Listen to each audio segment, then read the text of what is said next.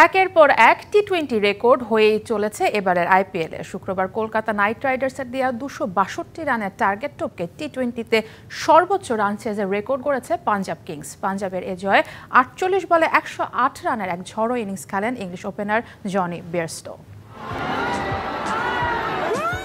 মাত্র কদিন আগে 223 রানের টার্গেট টপকে টি-20-র ইতিহাস গড়েছিল রাজস্থান রয়্যালস। সেই ম্যাচে রাজস্থানের ইংলিশ ব্যাটার জশ বাটলারের খেলা দেখে আলিঙ্গন করেছিলেন কলকাতার মালিক শাহরুখ খান। এবারও কিং খানের দলকে পরাস্ত করলেন আরেক ইংলিশ, তিনি জনি বেয়ারস্টো।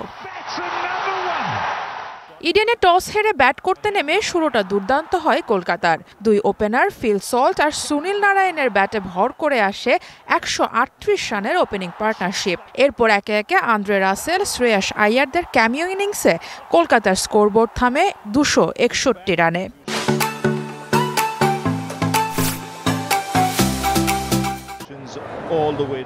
টি-20তে এত বড় রানের টার্গেটে জয়ের স্বপ্নই দেখছিল কলকাতা, কিন্তু তাদের যেন এক ঝাটকায় মাটিতে নামিয়ে আনেন পাঞ্জাবের দুই ওপেনার প্রাভসিমরান সিং আর জনি বেয়ারস্টো।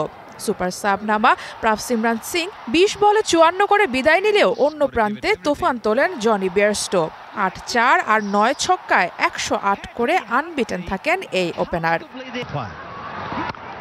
আর অন্যদিকে রাইলে রুশো দ্রুত ফিরে গেলেও বেয়ারস্টোকে সাথ দেন শশাঙ্ক সিং।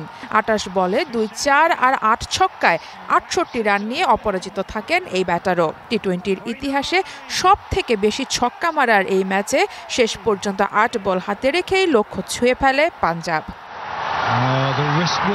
সারা মাহবুব, ডিবিসি নিউজ ডেস্ক।